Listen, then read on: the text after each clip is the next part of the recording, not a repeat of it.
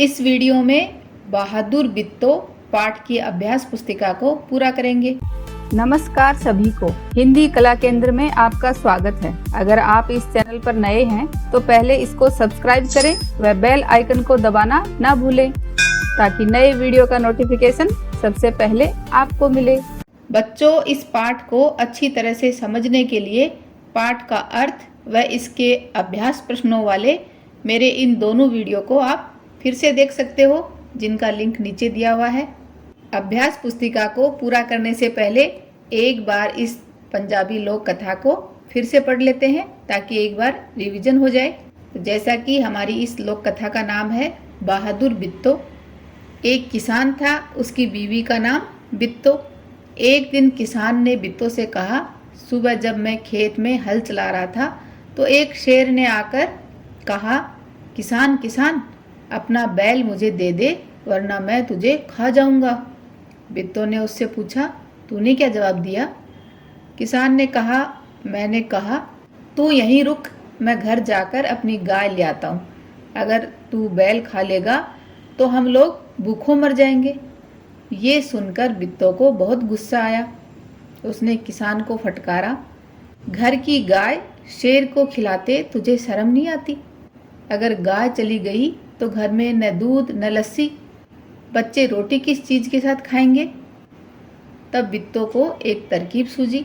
उसने कहा, तुम फौरन खेत में जाकर शेर से कहो कि मेरी बित्तो तुम्हारे खाने के लिए एक घोड़ा लेकर आ रही है। किसान डरता डरता शेर के पास गया। उसने कहा, शेर राजा, हमारी गाय तो बहुत मरियल है, उससे तुम्हारा क्या बनेगा? मेरी बीवी अभी तुम्हारे लिए एक मोटा ताजा घोड़ा लेकर आ रही है। बित्तो ने सिर पर एक बड़ा सा पगड़ बांधा और हाथ में दराती लेकर घोड़े पर सवार हो गई। घोड़ा दौड़ाती वह खेत पर पहुंची और जोर से चिल्लाई, अरे किसान, तू तो कहता था कि तूने 4 शेरों को फांस कर रखा है, यहाँ तो सिर्फ एक ही है, बाकी कहाँ गए? फिर वह घोड़े से उतरकर शेर की तरफ बढ़ी और कहने लगी, अच्छा कोई बात नहीं, नाश्ते में एक ही शेर काफ़ी है। इतना सुनना था कि शेर डर के मारे कांपने लगा और भाग खड़ा हुआ। ये देखकर बित्तो बोली, देखा, इसे कहते हैं हिम्मत। तुम तो इतने डरपोक हो कि घर की गाय शेर के हवाले कर रहे थे। उधर मारे भूख के शेर की आंतें छटपटा रही थी। एक भेड़िए ने पूछा, महाराज क्या मामला है? आप आज बहुत उदास दिखाई दे रहे हैं। शेर ने कहा, कुछ न पूछो, आज मुश्किल से जान बची है। आज एक ऐसी राक्षसी से पाला पड़ गया जो रोज सुबह 4 शेरों का नाश्ता करती है। ये सुनकर भेड़िया बहुत हंसा। वह सुबह झाड़ी में छिपकर सारा तमाशा देख रहा था। उसने कहा, भोले बादशाह, वह तो बित्तो थी जिसे आपने राक्षसी समझ लिया था। आप इस बार फिर कोशिश करके देखिए। अगर बैल आपके हाथ न आए तो मेरा नाम भेड़िया नहीं। बहुत कहने सुनने पर शेर किसान के खेत में जाने के लिए तैयार हो गया, लेकिन उसने भेड़िए से कहा, तुम अपनी पूंछ मेरी पूंछ से बांध लो। दोनों जने पूंछ बांधकर चल पड़े। उन्हें देखते ही किसान के होश हवास गुम हो गए। डर गया किसान तो। वह डर से थर थर कांपने लगा, लेकिन बित्तो बिल्कुल नहीं घबराई। भेड़िए के पास जाकर उसने कहा, क्यों रे भेड़िए, तू तो अभी वादा करके गया था कि तू अपनी पूंछ से 4 शेर बांध कर लाएगा, लेकिन तू तो सिर्फ एक ही शेर लाया है, वह भी मरियल सा। भला इसे खाकर मेरी भूख मिट सकती है? खैर, इस वक्त यही सही। इतना कहकर बित्तो आगे बढ़ी। अब शेर के होश हवास उड़ गए। उसने समझा कि भेड़िए ने उसके साथ धोखा किया है। वह फौरन वहां से भागा। भेड़िया बहुत चीखा चिल्लाया, लेकिन शेर ने एक न सुनी, तेजी से भागता चला गया। किसान और बित्तो आराम से रहने लगे। उन्हें मालूम था कि अब शेर उनके खेत की तरफ फिर कभी नहीं आएगा। तो देखा बच्चों, इस कहानी में बहादुर कौन निकला, किसान या बित्तो? इसका जवाब आप मुझे कमेंट बॉक्स में लिखकर बताना। अब इस पाठ की अभ्यास पुस्तिका को पूरा करते हैं। शब्दों के अर्थ पढ़ो और याद करो। जैसे फटकारना का अर्थ है डांटना या गुस्सा करना। तमाशा खेल। तरकीब का अर्थ है उपाय, तरीका या ढंग। वक्त समय। मरियल का अर्थ है दुबला पतला या कमजोर। फौरन तुरंत, अभी। पगड़ का अर्थ है पगड़ी। राक्षसी राक्षस की पत्नी। प्रश्नों के उत्तर लिखो। शेर ने किसान से क्या कहा?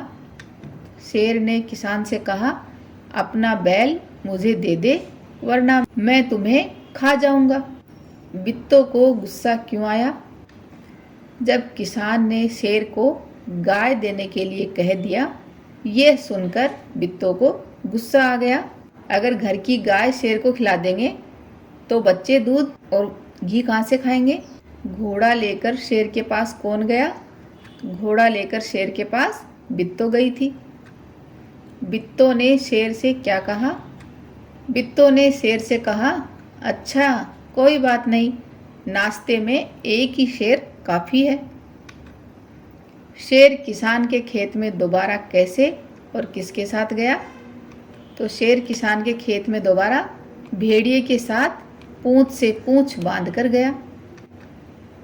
शेर के होश हवास क्यों उड़ गए? शेर को लगा कि भेड़िए ने बित्तों के साथ मिलकर उसके साथ धोखा किया है, तो शेर के होश हवास उड़ गए। इस कहानी से तुम्हें क्या सीख मिली? तो इस कहानी से हमें सीख मिली है कि हमें डरने की बजाय हिम्मत करके मुसीबत का सामना करना चाहिए। नीचे दिए गए शब्दों में से जय और जय वाले शब्द अलग करके लिखो। तो जिस जय के नीचे देखो ये डॉट लगी हुई है, वो नुक्ता शब्द हैं, तो इन दोनों को अलग अलग करना है और इनका उच्चारण भी थोड़ा सा अलग होगा। तो ये जादू, जल, जलेबी, जोकर, जवाब, ये शब्द इसमें आएंगे। और यहाँ पर जिराफ, ताजा, राजी, सीज, तेज, जुबान। पाठ में से 6 अनुनासिक यानी जिसे हम चंद्र मात्रा कहते हैं, वो अनुनासिक शब्द ढूंढकर लिखो। जैसे जाऊंगा। तो बच्चों, अनुनासिक की क्या विशेषता है? इन शब्दों को हम नाक और मुंह दोनों से ध्वनि निकालते हैं। जैसे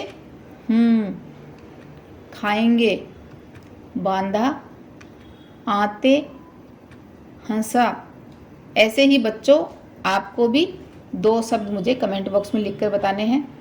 वहाँ चित्रों के नीचे उनके नाम लिंग चुनकर लिखो। तो बच्चों, आप लिंग को अच्छी तरह समझने के लिए आप मेरा व्याकरण का ये वीडियो देख सकते हो, जिसमें लिंग को अच्छी तरह से समझाया है। यहाँ पर हम लिखेंगे, ये क्या है?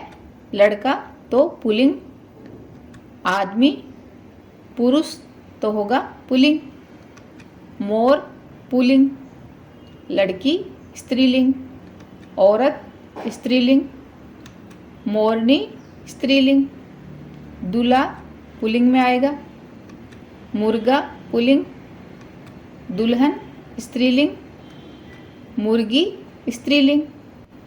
किसने किससे कहा, अपना बैल मुझे दे दो वरना मैं तुझे खा जाऊंगा। तो ये बात किसने कही थी? शेर ने। और किससे? किसान से।